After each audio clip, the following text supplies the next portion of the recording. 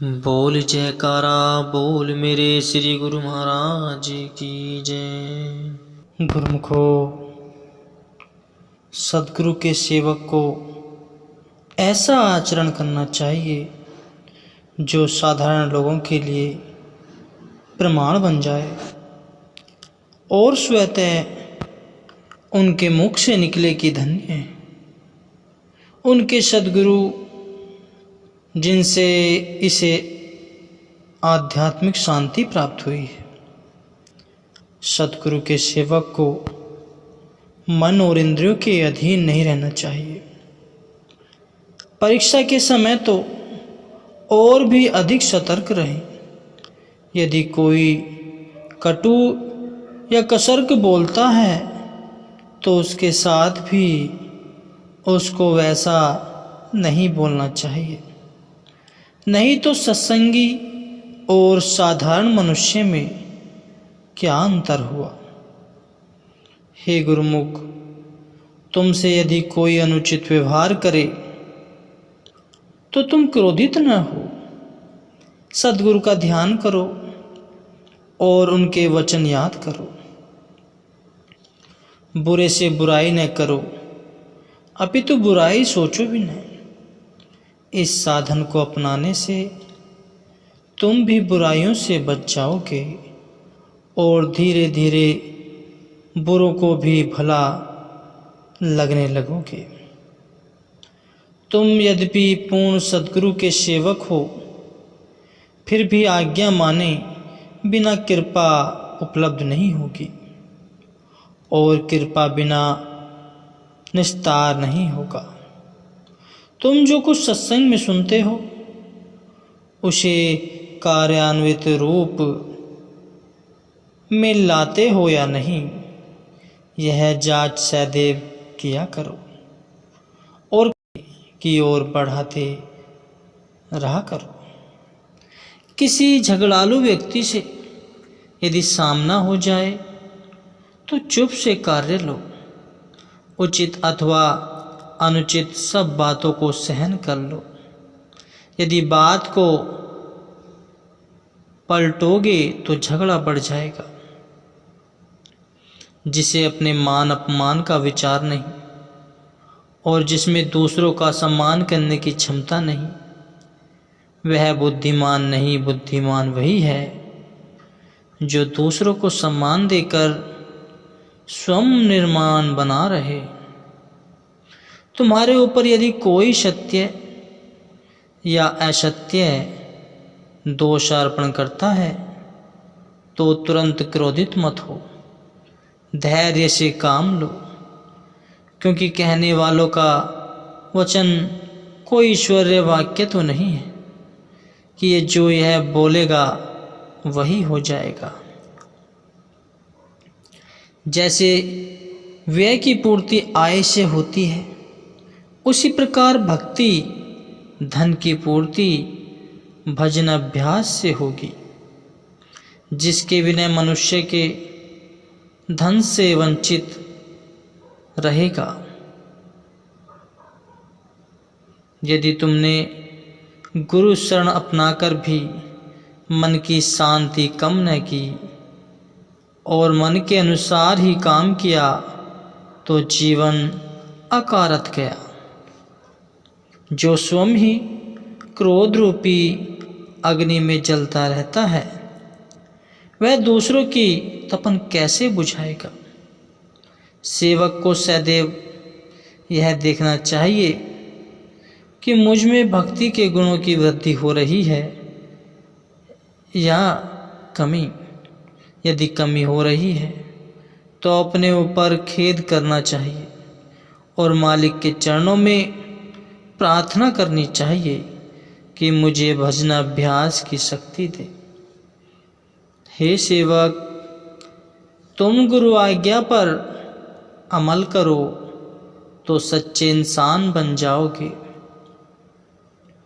और अमल के बिना कथनी करने वाला चाहे कितना भी पढ़ा हुआ हो, उसे अनजान ही समझा जाएगा। काम और नाम एक स्थान पर नहीं रहते। यदि नाम में उन्नति करना चाहते हो तो काम के बहाव में बहने से स्वयं को बचाओ। विभीषण ने नाम से प्रेम किया और रावण ने काम से। परिणाम यह निकला कि विभीषण की आज तक जय जय होती है और रावण को दशहरे के दिन जलाकर लोग प्रसन्न होते हैं। प्रभु प्राप्ति की यदि लगन है तो अंतःकरण को शुद्ध करते रहो। विकारी हृदय में निर्विकार प्रभु कैसे आएंगे? आत्मिक उन्नति के लिए काम, क्रोध, लोभ, मोह इत्यादि त्यागने पड़ेंगे, क्योंकि ये भक्ति के रास्ते में बाधा डालते हैं। जैसे एक बाधा हुआ व्यक्ति यात्रा नहीं कर सकता, वैसे ही इन विकारों में बांधा हुआ व्यक्ति भक्ति मार्ग पर आगे नहीं बढ़ सकता। प्रभु तुम्हारे अंग संग हैं। तुम्हारी वृत्ति वही मूर्खी होने के कारण तुम्हें दृष्टिगोचर नहीं होते। गुरु शब्द सब दुखों की औषधि है। उसकी कमाई से तुम्हारे जन्मों जन्मों की मैली सूरती निर्मल हो जाएगी। प्रत्येक के हृदय में प्रभु का वास है। यदि भगवान की भक्ति करके उसे प्रसन्न करना चाहते हो तो किसी के हृदय को न सताओ। आंतरिक विकार जीव के प्रबल शत्रु हैं। प्रत्येक व्यक्ति को उसने मुक्त होना आसान काम नहीं है, परंतु विरले गुरुमुख निरंतर परिश्रम और सतगुरु कृपा से उन पर विजय प्राप्त करते हैं। कमजोर व्यक्ति ही शत्रु के आगे झुकता है। सुरमा तो मरण काल तक सामना करता रहता है, परंतु पग पीछे नहीं हटाता। यदि काम क्रोध तुम पर हमला करते हैं तो सद्गुरु शब्द की कमाई से उन पर विजय प्राप्त करो। जीवन 4 दिन का है, नाम के यात्रियों के समान हिल मिल कर चलो, समय व्यतीत हो जाएगा। इसलिए सबसे प्रेम का व्यवहार करो। आत्मिक पद पर चलते हुए इन दोनों से बचकर चलो। एक कनक दूसरा कामिनी, यह दोनों इस मार्ग में रुकावट डालते हैं। किसी भी बुरी वस्तु की आदत न डालो। स्वभाव बनाना हो तो सरल है, किंतु उसमें परिवर्तन लाना कठिन हो जाता है। यदि सतगुरु शब्द का रस लेना चाहते हो तो विषय रस का त्याग करो। एक म्यान में 2 तलवारें कैसे समाएंगी? भोजन सात्विक गुण हल्का और कम खाओ तो श्वास सरलता से चलेंगी और भजन में सहयोग प्राप्त होगा। एकांत से अधिक प्रेम करो और दिल का सारा बोझ गुरु चरणों में समर्पित करके स्वतंत्र होकर रूहानी मार्ग की यात्रा करो। चिंता चिता से बुरी है। चिता तो पल भर में जलकर राख भस्म बना देती है और चिंता आजीवन चलाती रहती है। इसलिए चिंता को विस्मृत कर सच्चे नाम की संभाल करो। मालिक से प्रीत निभाने में चाहे कितनी भी कुर्बानी देनी पड़े तो प्रसन्नता से दो। जब कामी काम के पीछे लोभी धन के कारण सिर देने को तत्पर रहते हैं तो तुम मालिक के लिए कोई भी मुश्किल आ पड़े तो संकोच न करो। संत मत में प्रविष्ट हुए हो तो प्रमाद एवं वाद विवाद को त्याग गुरु सेवा में तत्पर रहो और चुप रहो। लोगों की बातों से भयभीत होकर सत्य से मुख न मोड़ो। तुम्हारी मुक्ति लोगों के हाथ में नहीं है। करोड़ों लोगों को चाहे प्रसन्न कर लो, परंतु मालिक की दृष्टि से यदि वंचित रह गए तो समझो असफल होकर जा रहे हो। कर्म का फल अवश्य भोगना पड़ेगा। जैसा कर्म होगा वैसे ही परिणाम होंगे। इसलिए तुम भाग्यशाली हो तो तुम्हें सद्गुरु की शरण प्राप्त हो गई है, जिसके फलस्वरूप तुम्हें शुभ कर्म करने के लिए सहयोगी मिल जाएंगे और कुकर्मों से बचने के लिए रक्षक। जैसी वस्तु होगी वैसा मूल्य होगा।